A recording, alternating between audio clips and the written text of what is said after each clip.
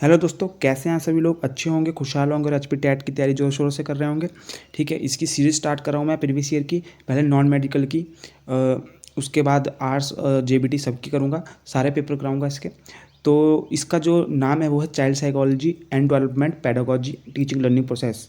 ठीक है, तो मुझे ये बताइएगा कि अगर आपको इसका कंटेंट पोर्शन चाहिए तो वो भी बताइएगा, तो आपको कंटेंट पोर्शन मिलाया जाएगा। अगर आपको इसके प्रीवियस ईयर पेपर ही चाहिए सारे के सारे तो वो आ जाएंगे।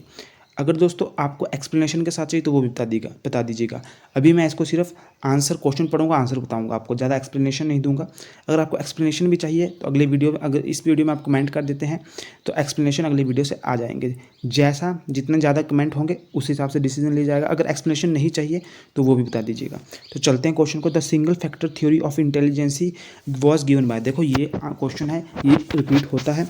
तो single factor theory of intelligency जो है वो किसने दी थी? अल्फ्रेड बिनेट ने दी थी। अल्फ्रेड बिने भी बोलते हैं ना हिंदी में, और अल्फ्रेड बिनेट भी बोलते हैं। तो इसका जो आंसर होगा वो होगा बी। अगला question, art type is the terminology associated with, तो किसके साथ टर्मिनोलॉजी एसोसिएटेड है? जो शब्दावली है किससे संबंधित है? ये जंग से संबंधित है। जंग पढ़िए या जंग पढ़िए। ठीक है, तो अगला क्वेश्चन देखते हैं। Which psychologist is the associated with behaviourism, कौन सा साइकोलॉजिस्ट इनमें से है जो बिहेवियरिज्म के साथ एसोसिएटेड है? तो देखो स्किनर ही है, BF स्किनर इनका नाम है पूरा। ठीक है, कौन सा मनोवैज्ञानिक व्यवहारवाद से संबंधित है? स्किनर है। ठीक है, तो जेम्स नहीं है, हल नहीं है। ठीक है, आगे चलते हैं।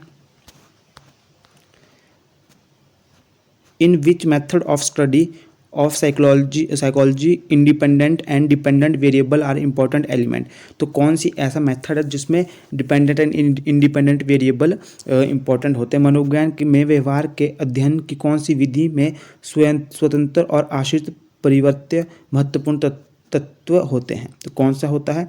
तो जो दोस्तों इसका आंसर है, इसका ऑप्शन है introspection method, experimental method, observational method, case history method. तो जो इसका राइट आंसर है दोस्तों वो है ऑप्शन बी, एक्सपेरिमेंटल मेथड होता है, जिसमें इंडिपेंडेंट और डिपेंडेंट दोनों वेरिएबल क्या होते हैं? इंपॉर्टेंट होते हैं। अगला चलते हैं, क्वेश्चन नंबर 5। कॉन्सेप्ट लाइक क्या है? Concept like introspection and conscious experiences are associated with, देखो कॉन्शियस, अनकॉन्शियस, सबकॉन्शियस किससे रिलेटेड है ये बताइएगा कमेंट बॉक्स में। कॉन्शियस, सबकॉन्शियस और अनकॉन्शियस किसने दी थी ये थ्योरी, किसकी है बताइएगा कमेंट बॉक्स पे। तो देखो इसका आंसर है फंक्शनलिज्म नहीं है, बिहेवियरिज्म नहीं है, स्ट्रक्चरलिज्म और गेस्टाल्ट होता है एज अ होल। तो इसका आंसर है ऑप्शन सी, स्ट्रक्चरलिज्म। तो सी आंसर है। अगला क्वेश्चन देखते हैं 6। The goal of social cognitive therapy is basically, तो goal of social cognitive therapy is basically किससे related? Social cognitive therapy, self actualisation, self regulation, uncovering hidden conflict, all of the above. देखो आत्मबोध, आत्म नियमन, छिपे हुए संघर्षों को उजागर करना, उपयुक्त सभी। तो जिसका आंसर है बी, सेल्फ रेगुलेशन, आत्म नियमन। अगला क्वेश्चन 7वां, social learning therapy was developed by, किसके द्वारा डेवलप की गई है? सामाजिक अधिगम सिद्धांत के द्वारा विकसित किया गया है। किसके द्वारा विकसित किया गया है? एल्बर्ट बंडूरा, ठीक है, Alfred Hitchcock, Alfred Harwan, Albert Einstein. तो एल्बर्ट आइंस्टीन के द्वारा नहीं किया गया है, ये तो फिजिक्स के। ठीक है, इसका आंसर है एल्बर्ट बंडूरा, सी। इसकी थ्योरी है पूरी, social learning theory. Which of the following approaches to personality is least deterministic, कौन सी अप्रोच जो है पर्सनैलिटी को लिस्ट डिटर्मिनिस्टिक है? व्यक्तित्व के निम्नलिखित उपागमों में से कौन सा उपागम सबसे कम निर्धारणात्मक है? कौन सा निर्धारणात्मक सबसे कम है? तो मानववादी, व्यवहारात्मक, मनोविश्लेषणात्मक, सामाजिक अधिगम, उपागम। देखो तो जो इसका आंसर होगा दोस्तों the humanistic, the behavioural, psycho analytic, social learning approach. तो जो इसका दोस्तों सही आंसर है वो है द ह्यूमनिस्टिक। ठीक है, ए ऑप्शन। और ये बताइएगा कि द साइको एनालिटिक किसने दी थी? साइको एनालिटिक जो थ्योरी थी, अप्रोच थी, किसकी थी? 9 question, in Freud theory of personality, ठीक है, the id operate by secondary process, ठीक है, इदम द्वितीय प्रक्रिया से संचालित होता है।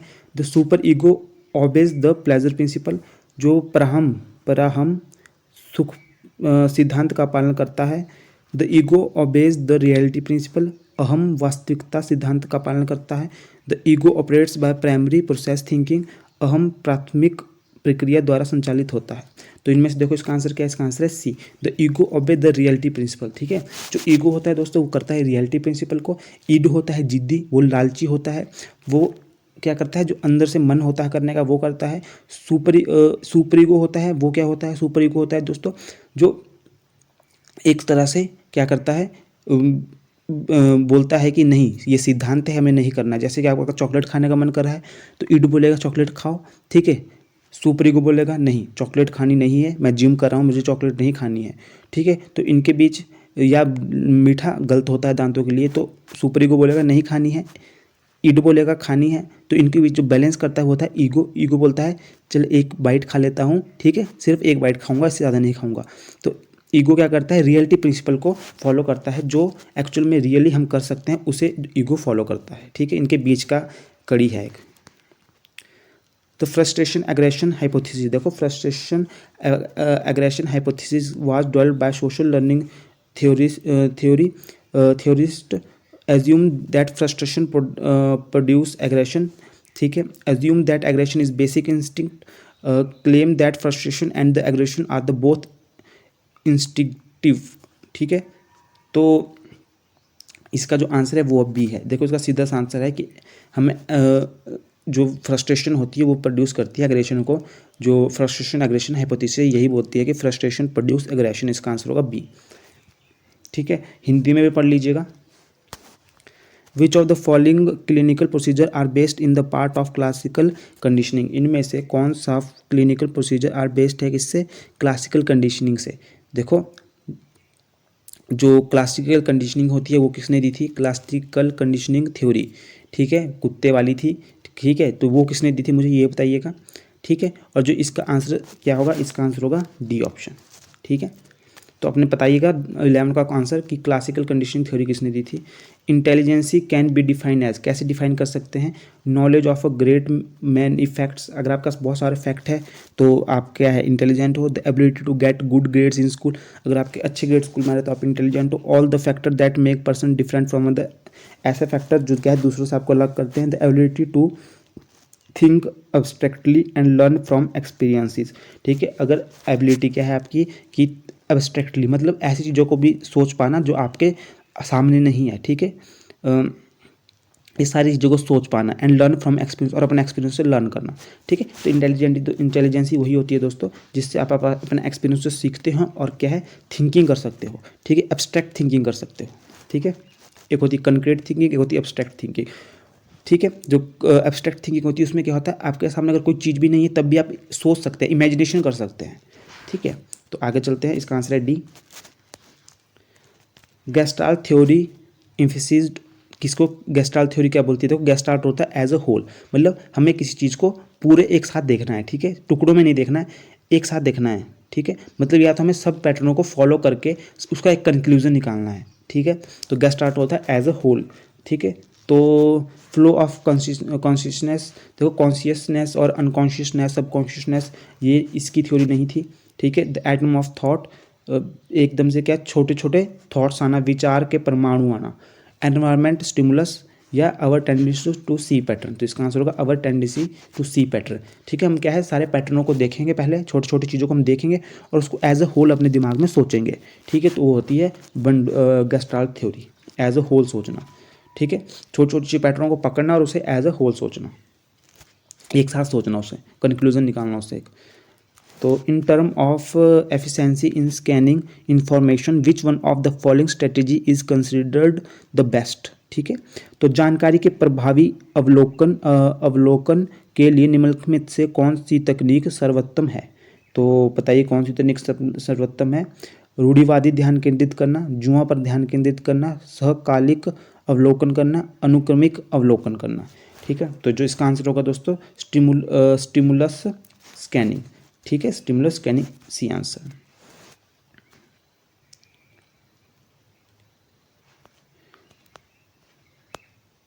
अगला question, Muller Lyer illusion is likely to occur more in cultures characteristic by जो मुलर लायर भ्रम की सांस्कृतिक विशेषताओं में अधिकतम होने की संभावना है।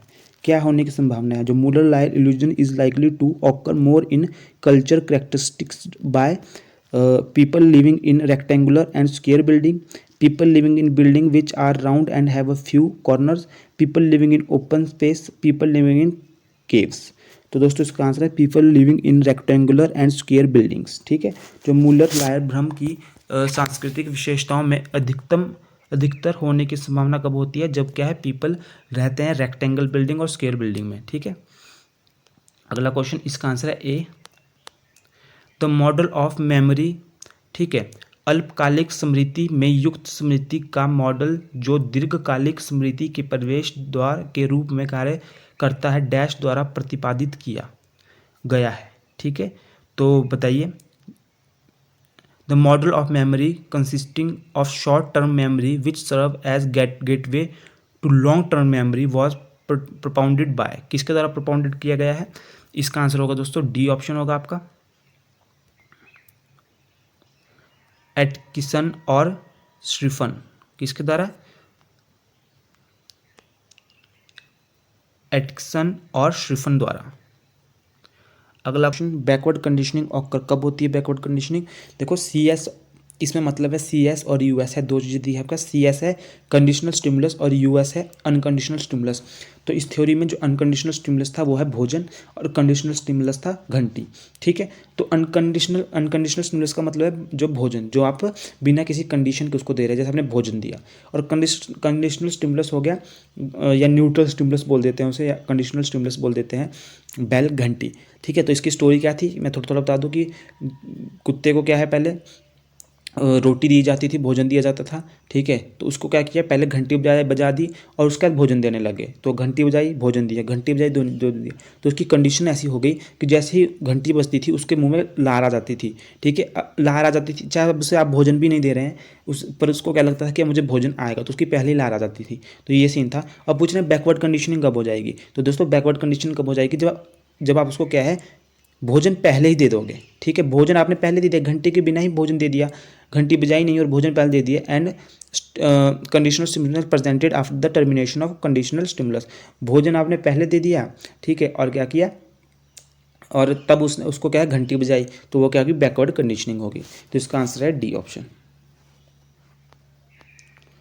विच memory is the result of instrumental motor learning process, कौन सी स्मृति यांत्रिक पेशीय अधिगम प्रक्रिया का परिणाम है? तो semantic memory, episodic memory, sensory memory and procedural memory. तो इसका आंसर होगा दोस्तों प्रोसीजरल मेमोरी, डी आंसर। अगला question, people with the moderate mental retardation would have an IQ is the range of, देखो जिसका मॉडरेट मेंटल रिटार्डेशन होता है उसकी जो आयु होती है वो होती है 35 से 54 के बीच। ठीक है, 70 अबव 70 तो नॉर्मल हो जाता है।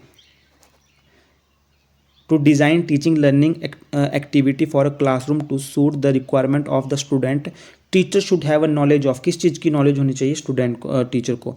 Behavioural psychology, industrial psychology, abnormal psychology, development psychology. तो नॉर्मल सी बात है, डेवलपमेंट साइकोलॉजी की नॉलेज होनी चाहिए। ठीक है, तो इसका आंसर है D. The drive reduction theory of motivation is given by, तो ये दी थी हल ने।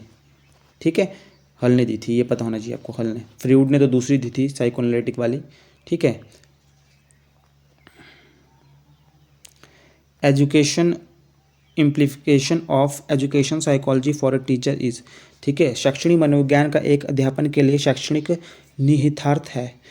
तो क्या है education implication of education psychology? अगर एजुकेशन साइकोलॉजी आप पढ़ रहे हैं तो टीचर के लिए उसकी क्या इम्प्लीकेशन है? Understand for the children, understand the children और स्टूडेंट। तो आपको क्या है, इसका पढ़ने का मतलब है आपका कि आप बच्चे को जान सकें, अंडरस्टैंड कर सकें।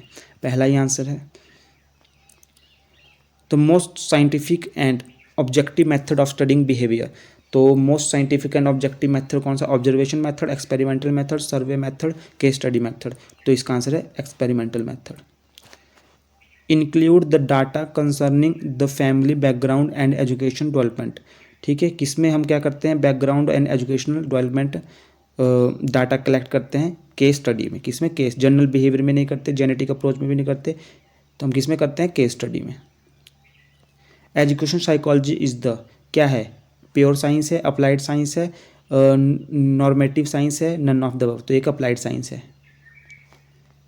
Psychology is said to be science study, to the science study of, तो मनोविज्ञान किसकी स्टडी है, व्यवहार और मानसिक प्रक्रिया की, बिहेवियर एंड मेंटल प्रोसेस की है, मेंटल इलनेस की नहीं है, physical status and mental status नहीं है, नन ऑफ द अबव, तो इसका आंसर है बिहेवियर ऑफ मेंटल प्रोसेस, व्यवहार और मानसिक प्रक्रिया।